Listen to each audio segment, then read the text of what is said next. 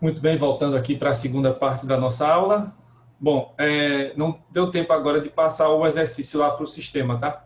Então, amanhã de manhã eu passo para vocês lá pelo sistema o exercício, a terceira atividade para vocês responderem. Até porque ainda tem gente que está fazendo a segunda, né? Então, para não acumular aí, eu deixo para colocar amanhã, tá bom? Então, amanhã de manhã vocês olham lá no sistema, que já vai estar o exercício para vocês responderem. O mesmo sistema, manda lá para o meu e-mail, joseclaudemir@gmail.com, ou para o institucional. No institucional é que eu não sei ainda como é que dá a resposta lá, mas eu vou descobrir. Mas fica lá guardado.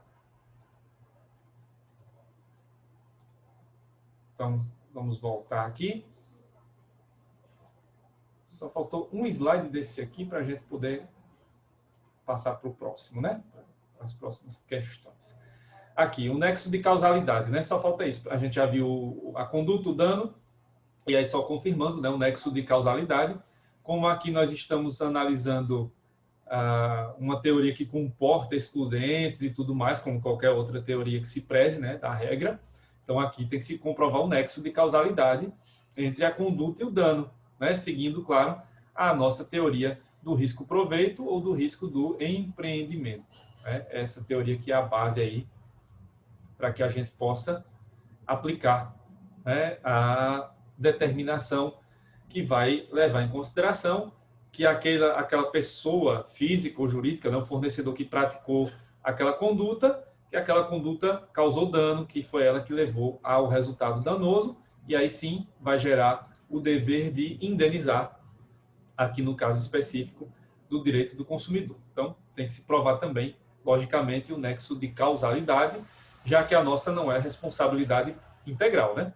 A responsabilidade do risco integral é que não tem que ter prova, porque automaticamente, havendo a conduta, já há dano e já há o nexo.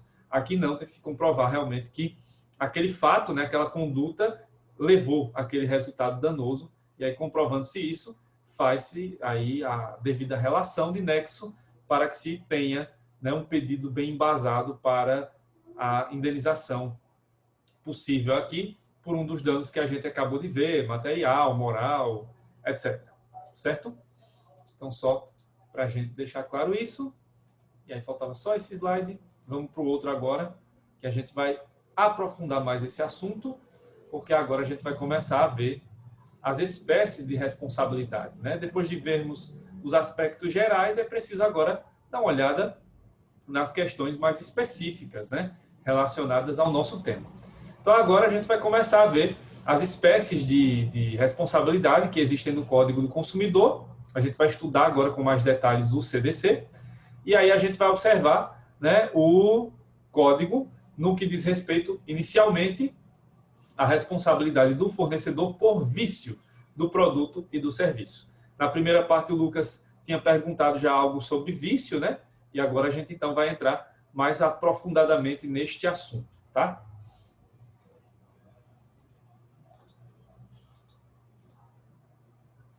Primeiro, os aspectos gerais, a gente precisa definir o que é vício, né, e de que maneira ele vai aparecer, certo? Até para distinguir as duas espécies de responsabilidade, porque a gente vai ver que no Código do Consumidor existem artigos que tratam do vício e artigos que tratam do fato. E eu vou mostrar a vocês já agora, né, nos próximos slides, como a gente pode diferenciar o que é um vício e o que é um fato, né, no direito do consumidor. Então, primeiro, o vício, né, o seu conceito e seus aspectos gerais. Então, a doutrina, em geral, estabelece que o vício é um tipo de problema, certo? E aí vocês vão entender por que eu vou falar tanto problema e não vou falar defeito, né? Porque daqui a pouco a gente vai ver que defeito não é uma palavra que se aplica ao vício. E aí a gente vai ter que usar esse termo mais técnico agora, né? Vocês agora já como alunos de direito do consumidor que já vão ter o conhecimento mais aprofundado, já não vou poder dizer que todo problema no direito do consumidor é defeito. Não. Existem problemas que não são defeitos, vão ser vícios, e existem problemas sim que são defeitos, que são os defeitos propriamente ditos, os fatos ou os acidentes de consumo. Já já eu falo melhor disso. Inicialmente, então, o que é o vício, em que ele consiste? Bom, o vício ele consiste num problema. E esse problema ele vai fazer com que o produto, primeiramente, né? Uma das possibilidades. Não funcione adequadamente, certo? Então, esse é um problema que aparece aí no produto ou no serviço. O produto não funciona adequadamente. O serviço não funciona adequadamente.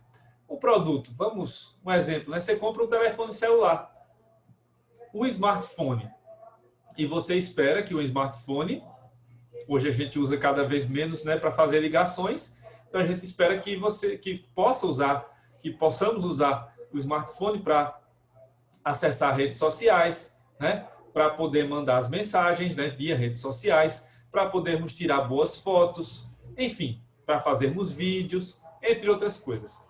E aí vai que esse celular está lá funcionando, mas, por exemplo, ele não está funcionando muito bem a câmera. Então, eu não estou conseguindo tirar foto, eu não estou conseguindo gravar um vídeo, né? Então, ele está funcionando, mas não está funcionando de maneira adequada, né? Isso também entra no tal funcione mal, né? Está funcionando mal. E aí, no caso do funcionamento, do mau funcionamento, poderia ser também, não está acessando a rede social, acessa uma hora, não acessa outra, né? Esses problemas aqui, eles vão até se acumulando, né? Como a gente vai ver, eles podem todos se acumular num grande problema. O produto diminui o seu valor, o serviço, porque se você compra um celular, sei lá, por R$3.000, se ele está apresentando problemas na câmera, se a internet dele não está funcionando bem, então ele não vai ter o mesmo valor de mercado, né? Ele já vai ter já vai estar desvalorizado. E não esteja de acordo com as informações disponibilizadas, sendo estas inexistentes, insuficientes ou inadequadas. Porque a falta de informação, ela não é só uma informação incompleta, ela pode chegar a um nível mais alto de desinformação, que é a inexistência. Não tem informação nenhuma sobre aquilo. Você não sabe como usar, né? É um manual de instruções de um celular que não mostra nada, nem como conectar as partes, né? Porque o celular vem com a bateria solta, né? Vem com a capinha fora, aquela capinha do lado de fora. O chip você vai ter que comprar para colocar. E aí o manual não vai colocar informação nem sobre como você deve montar o celular, né? E o celular até é fácil de montar. Mas imagina, montar um guarda-roupa, montar um móvel da sala, uma rack, né? Se você não tem um manual de instruções, como é que você vai conseguir montar? Se você vai adotar o faça você mesmo, né? Não vai pedir para alguém montar por você, o montador da loja. Então, é preciso ter um manual com informações básicas, né? E aí, se essas informações nem existem, já é um vício. Se elas são insuficientes, mostram até como fazer, mas tem só figurinha, não tem explicação, né? Conecte esse com esse, tem só a figurinha, seta para cima, seta para baixo, ou está tudo escrito em outro idioma, né? Nos caracteres lá chineses, ou inadequadas, né? Informações que não trazem. Informação excessiva entraria, já que é muito extensa, dificulta.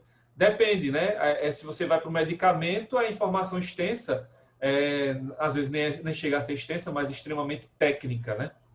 Hoje tem até uma lei que já determina que a bula do remédio seja em letra, num tamanho, né, que possa ser lido, acessível, com a linguagem mais acessível. Então, linguagem extremamente técnica também pode entrar na informação inadequada, por exemplo, né? Ela não está adequada ao nível de conhecimento do consumidor, porque nós não estamos obrigados a conhecer aspectos técnicos, nomenclaturas técnicas daquele produto, daquele serviço. Então, nomenclaturas, por exemplo, que são muito usadas nas redes, né, de conexão de internet, da rede de distribuição de energia, de água, isso a gente não tem como ter acesso, né? Só os engenheiros lá, os profissionais daquela empresa que sabem, né?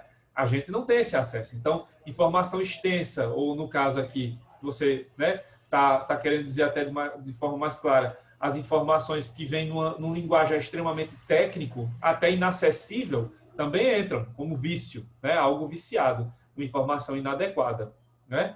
Tudo isso entra na ideia do que seja um vício, né?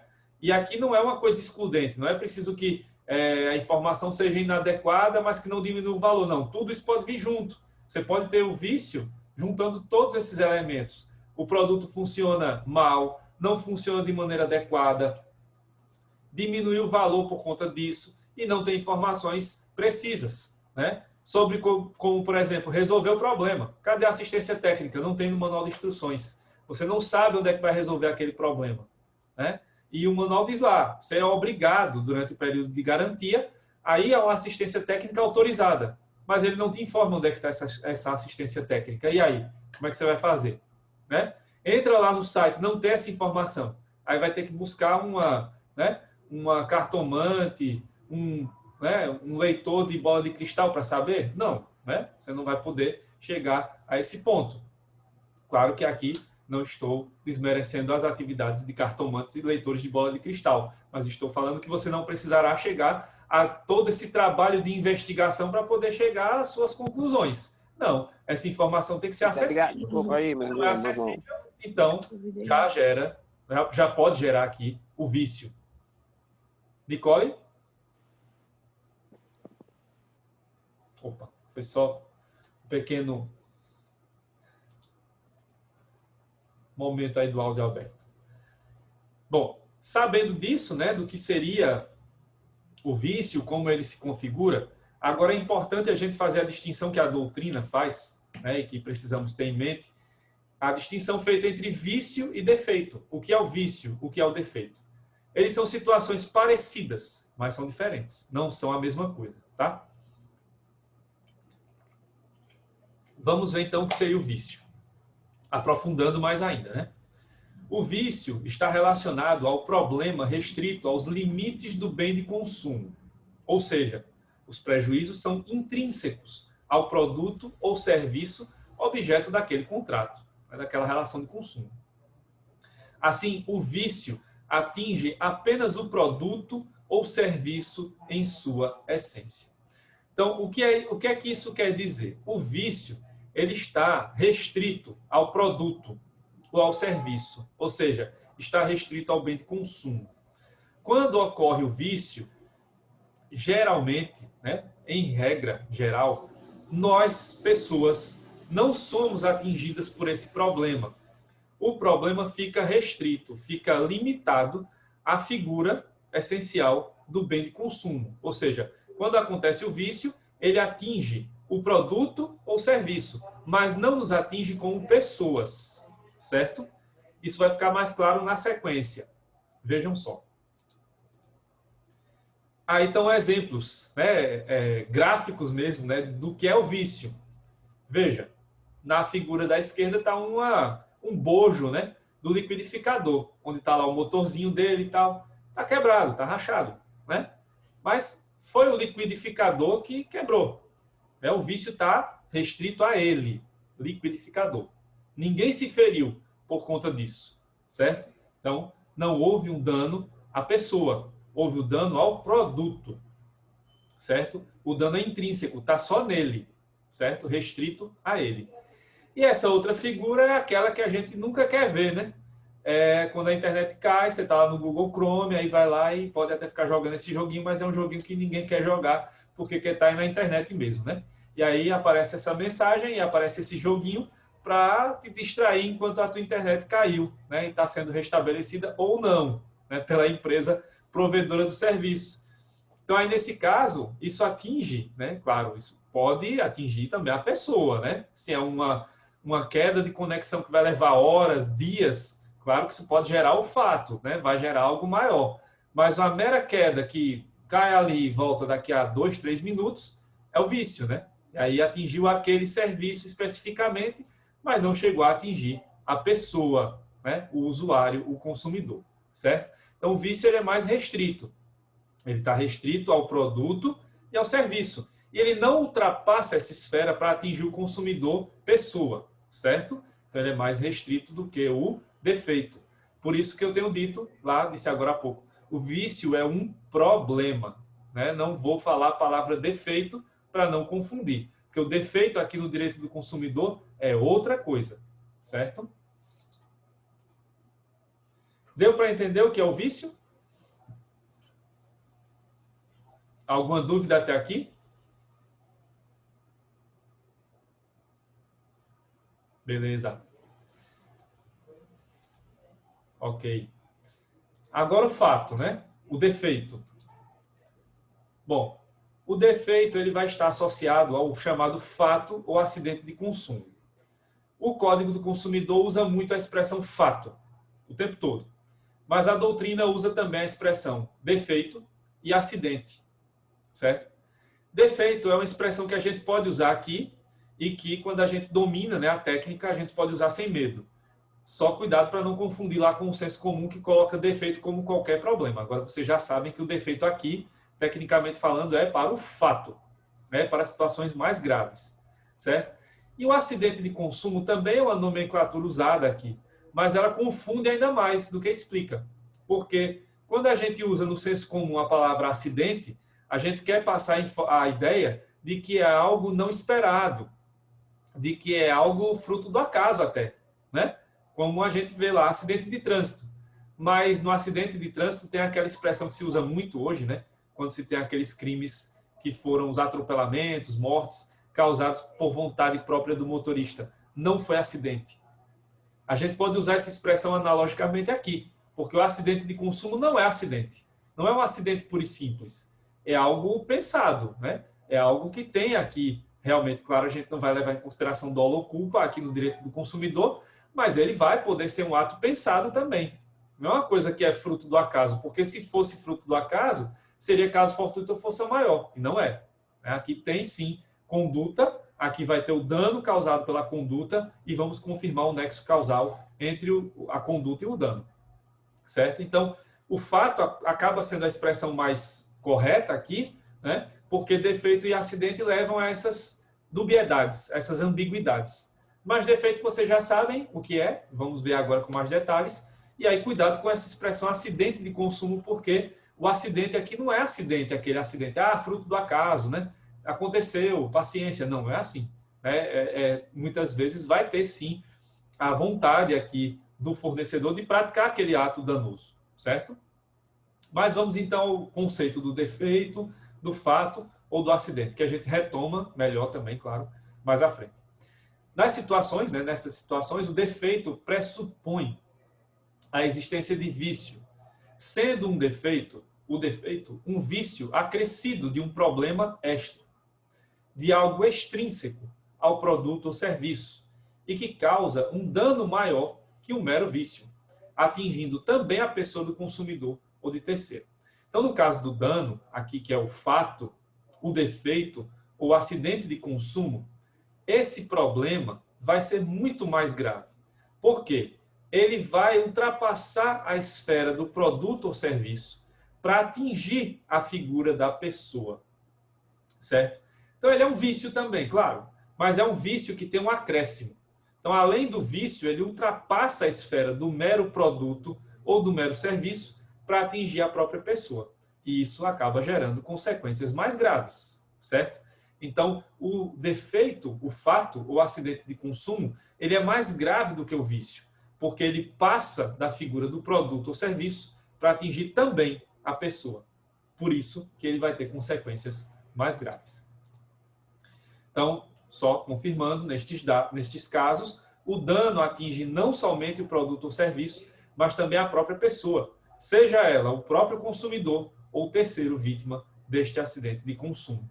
E aí, nesse caso, vai provocar danos morais, estéticos, além do dano material. No vício, a gente vai observar que ocorre muito mais dano material. É raro você ter dano moral no vício. Pode acontecer, mas não é comum. No vício, é mais comum você observar dano material, né? Já no fato, no defeito, no acidente, vai haver o dano material, lógico, mas vai ser muito comum você observar a existência do dano moral, do dano estético e dos outros danos que a gente viu na primeira parte da aula, certo? E aí, só para ilustrar aqui, claro que eu não ia trazer imagens fortes para vocês, né? Não ia liberar gatilhos, que eu não sei como é que está a vida de cada um aí, né? E claro, não é um momento propício para a gente estar vendo isso, né? Deixa o pinga-sangue aí para os programas policiais. Mas aí só ilustrações do que são defeitos, acidentes ou fatos. Tá aí a primeira figura, né, do cidadão que se queimou com o celular pegou fogo, estava na mão dele e se queimou, né? Então, o defeito ultrapassou a figura do celular. Ele explodiu ou pegou fogo na mão da pessoa. E aí ela não foi só o celular que pegou fogo, caiu no chão e acabou. Não, atingiu você e você está queimado ou queimada. Então, e a gente vê casos até muito piores, né, de celulares que explodem e aí causam dano no rosto da pessoa, porque a pessoa estava falando ao celular, estava falando com o celular, carregando a bateria, e aí acontece lá dele superaquecer e explodir. Né? Teve aquele caso, um tempo atrás, de um celular da Samsung, né, que saía pegando fogo lá do nada, tinha um problema seríssimo, um defeito de fábrica. Né? Então, isso também vai atingir não só o celular, mas aí atinge a pessoa. E aí essa ilustração que é bem interessante do Montini, né, das charges dele, do pesado e medido, que fala sobre, trata, né, do dano moral, né? Uma forma de dano aí do acidente de consumo. E aí a pessoa vai e pergunta, né, tá triste por quê? Sofreu um acidente de consumo. Onde machucou? Aqui. E aí quando ele toca na pessoa, a pessoa, né, se desmancha. Tá doendo só quando respira, ou seja, é algo muito grave, né, que a pessoa não passou por um mero aborrecimento, mexeu com ela no seu íntimo, né? E aí a charge mostra essa destruição figurativa que acaba acontecendo por dentro, né? As pessoas acabam sofrendo algo muito grave, né? Que leva ao dano moral e outros tipos de dano que a gente observou aí, né? Então o defeito é esse, né? Ele vai além do mero produto ou do mero serviço, ele atinge a própria pessoa fisicamente, no caso aí da queimadura, ou na sua própria essência lá dentro, né? No seu interior, no seu ser, né? No seu caráter, enfim, né? Atinge as coisas mais, as questões mais profundas da nossa essência de viver. E aí entra no dano moral, que afeta justamente esses nossos direitos básicos, os direitos da personalidade, né? Então, aí só confirmando, né, que eu já tinha falado, o vício produz, em regra, danos materiais, podendo também produzir, em alguns casos, danos morais. Então, a regra no vício é que vamos encontrar danos materiais. Danos morais é mais raro, mas acontece também. E no defeito, no fato, né, como a gente vai ver mais à frente, além dos danos materiais, também vão acontecer os danos morais e estéticos, porque são, como vocês perceberam, danos que ultrapassam o produto ou serviço, são extrínsecos, né, ao produto ou serviço, e atingem também a pessoa, atinge também o consumidor. Certo, gente? Ficou clara aí essa distinção entre vício e defeito? Deu para entender tranquilamente o que é o defeito? Agora vocês não vão mais dizer por aí que tudo que acontece com algum produto que dá problema é defeito, né?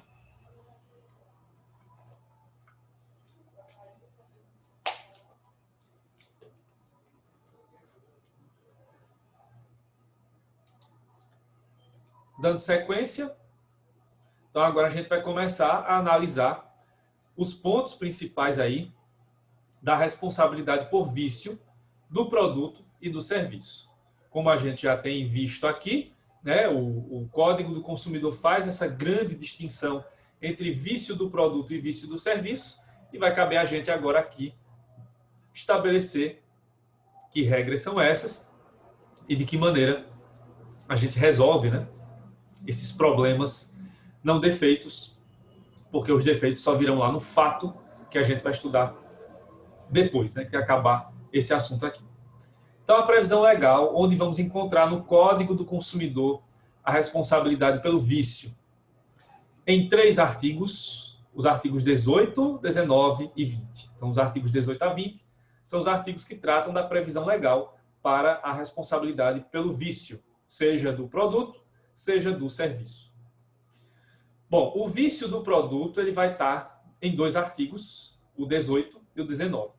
E o 20, como a gente vai ver depois, vai estar relacionado ao vício do serviço, certo? Mas são regras que vão ser parecidas, claro, vocês vão ter que distingui-las, mas são regras bem parecidas, o que vai facilitar um pouco também o entendimento. Quando falamos do vício do produto, que é o nosso 2.2 aí, nós temos 2 espécies, ou subespécies, né? Que o vício do produto é um tipo de vício, e aí, quando falamos do vício do produto, temos 2 tipos de vício que vão ser observados. O vício de qualidade e o vício de quantidade, certo? O vício de qualidade está previsto no artigo 18 e o vício de quantidade está previsto no artigo 19, tudo do CDC. Então, vamos começar analisando a primeira espécie de vício do produto, que é o vício de qualidade. Como o próprio nome já diz, ele está relacionado aos diversos aspectos de qualidade do produto e do serviço perdão, só do produto, do serviço vem depois, né? Mas vocês vão ver que também lá tem o vício de qualidade do serviço, então relacionado aos diversos aspectos de qualidade do produto, sendo descrito detalhadamente pelo que está previsto no CDC. Então, o próprio CDC vai estabelecer quais são os tipos de vícios de qualidade, né? De que maneira a gente identifica esses vícios de qualidade em relação ao produto e quais são as consequências dele para essa relação jurídica de consumo e, claro, quais são os direitos que nós, consumidores, teremos em relação à reparação desses danos. Antes da gente entrar propriamente na leitura do artigo 18, é importante lembrar esse ponto aí, que a gente já viu aqui quando falamos do vício, da teoria do desenvolvimento, e agora precisamos retomar isso para deixar mais claro. Então, há uma diferença entre vício e a vida útil do produto, certo? Então, a gente não pode confundir o vício com a mera deterioração normal decorrente do uso do produto. Como a gente sabe, né, tudo é finito, inclusive o planeta Terra, né? Para quem acha que o planeta Terra não tem fim, vai ter fim também. Né? Não sabemos quando, mas terá. Né? Mas, claro, aqui eu estou falando do ponto de vista dos recursos mesmo. Né? Então, não existem recursos infinitos. Né? Os recursos também são finitos. E isso faz parte também da própria questão do uso dos nossos produtos. Então, os produtos que consumimos, eles são finitos. Temos produtos duráveis, mas não temos produtos eternos. Né? Então, todo produto um dia chegará ao seu fim de vida útil. Mas isso não quer dizer que o fim de vida útil traz o vício. O vício vai vir durante esse período aí da vida útil, até às vezes um pouco mais além, a depender das situações. Então, o vício não é igual à vida útil. Né? A vida útil do produto é outra coisa. Então, neste caso, o vício será analisado conforme a consideração da vida útil do produto, observando-se também as regras sobre o período de garantia, estabelecido unilateralmente pelo próprio fornecedor. Como vocês sabem, é o próprio fornecedor, é o fabricante, é o comerciante lá, que coloca a garantia estendida e tal. São eles que vão estabelecendo prazos de garantia, né? Que são aí relacionados à vida útil. Mas não só, porque o ideal aqui é que você não tenha o prazo de garantia sendo igual ao da vida útil, porque senão você acaba colocando a seguinte situação. Acabou a garantia, no dia seguinte o produto acaba. Não funciona mais, não presta para nada. Não é assim. A ideia é que o tempo de vida útil do produto seja maior do que o seu tempo de garantia. Quanto tempo mais, não dá para saber. Né? Mas é fato que existe a chamada obsolescência programada e, por conta dessa obsolescência programada, os fabricantes estabelecem um prazo de vida útil máximo para aquele produto.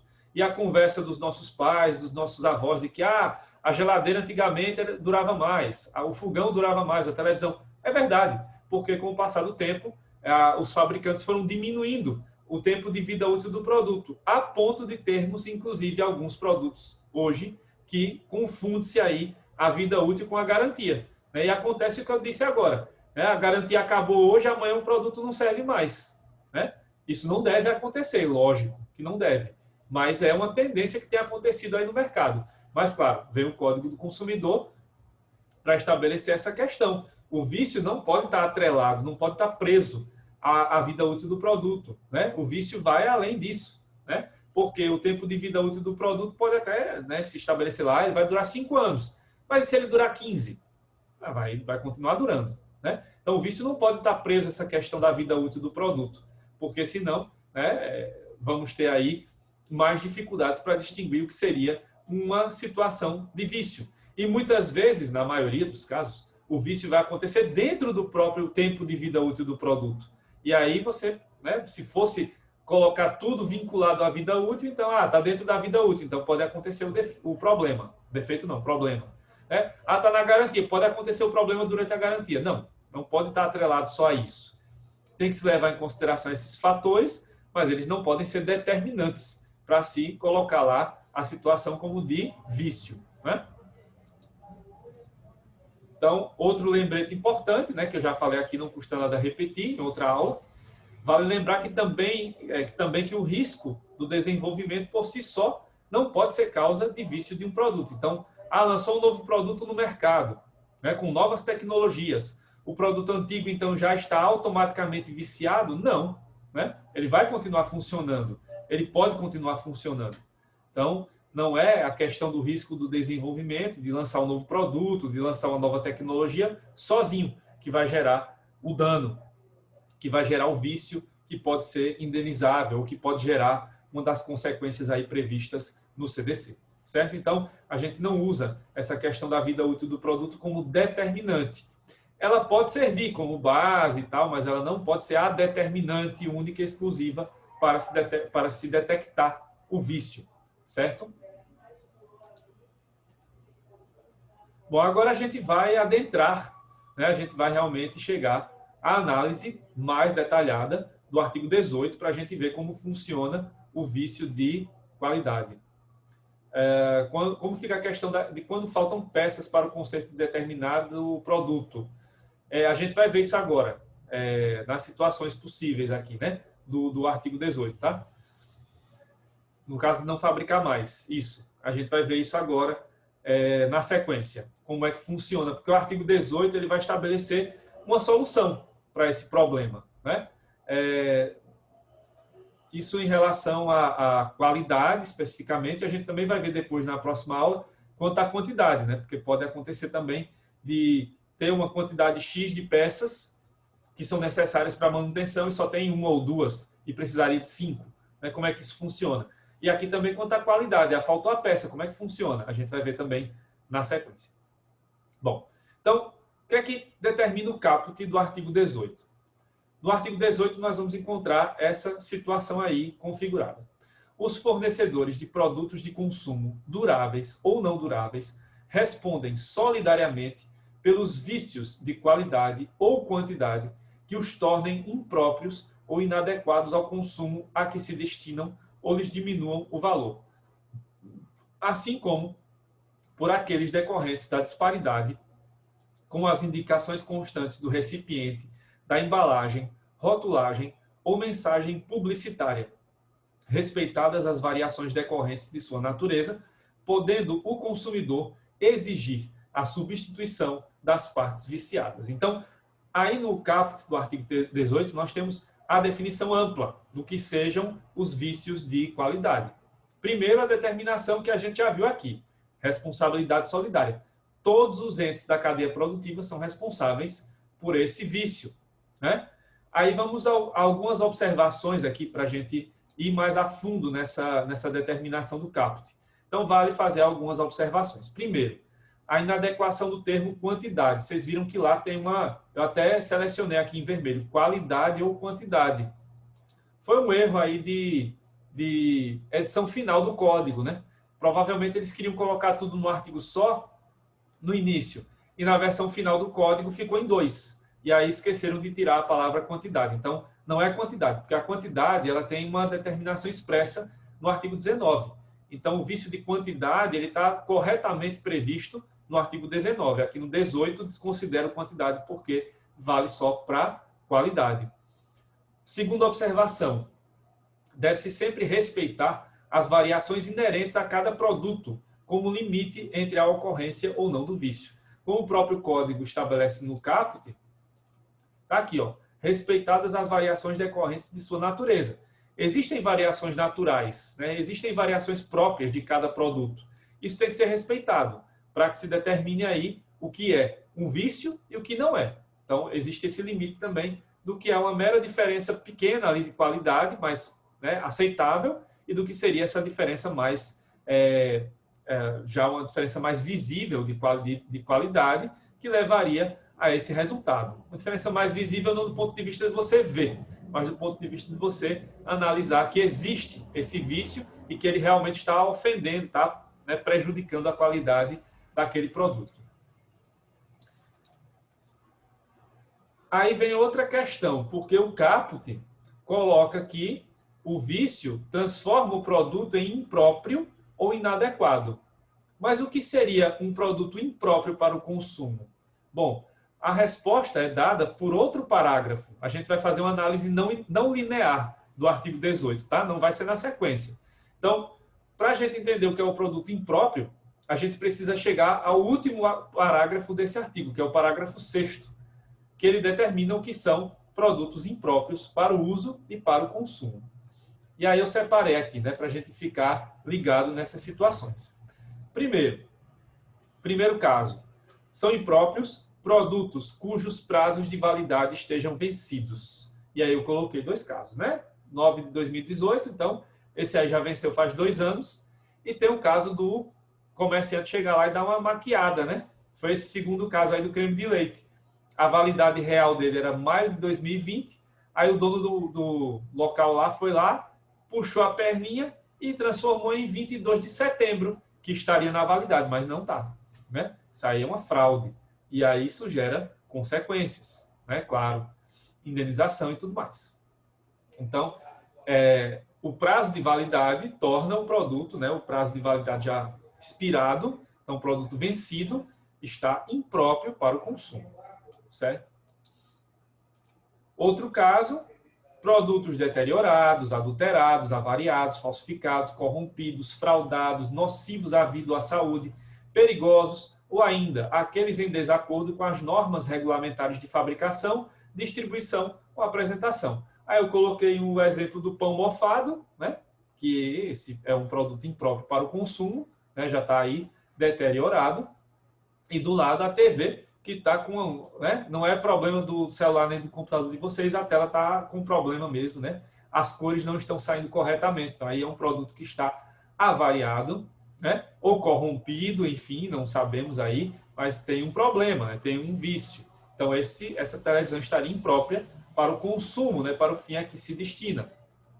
E o terceiro, os produtos que por qualquer motivo se revelem inadequados ao fim ao que se destinam. Que aí, na verdade, o código abre, né, espaço, coloca uma cláusula de abertura para que qualquer outro problema que torne o produto inadequado ao consumo seja considerado vício de qualidade. Então, pode ser o produto vencido, o avariado, deteriorado, ou qualquer outro motivo que se apresente aí como um dano, né, que leve à consideração de que ele seja um vício do produto, certo? Então, é o parágrafo 6º do artigo 18 que dá as respostas para o que é um produto impróprio para o consumo ou inadequado.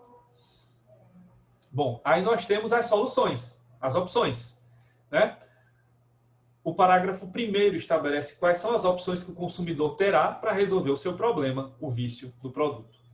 Não sendo o vício sanado no prazo máximo de 30 dias, pode o consumidor exigir, alternativamente à sua escolha, 3 opções possíveis. Primeiro, a substituição do produto por outro da mesma espécie em perfeitas condições de uso.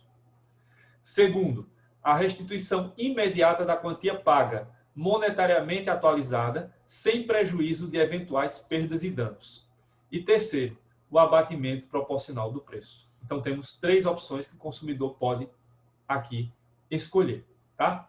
Não vai dar tempo de falar de tudo agora, deixa eu ir só para a primeira observação, que é o direito do fornecedor. A gente fala tanto do direito do consumidor e aí vem o direito do fornecedor. Então, a primeira observação aqui desse parágrafo 1º do caput é esse direito. Então, o prazo máximo de resolução do vício em 30 dias é um direito do fornecedor. E as opções dos incisos só serão usadas após decorrido esse prazo. Então, é um direito do fornecedor de ter 30 dias para resolver o problema. Não é para ser resolvido imediatamente, é para ser resolvido em regra nesse prazo de 30 dias. Nosso tempo está terminando, mas aí, quando eu voltar na próxima terça, eu já volto falando disso aqui, inclusive da observação do Lucas e das outras que vocês fizeram aqui durante a aula. Beleza? Boa semana para vocês e até a próxima terça. Não esqueçam aí dos exercícios. Tchau, tchau.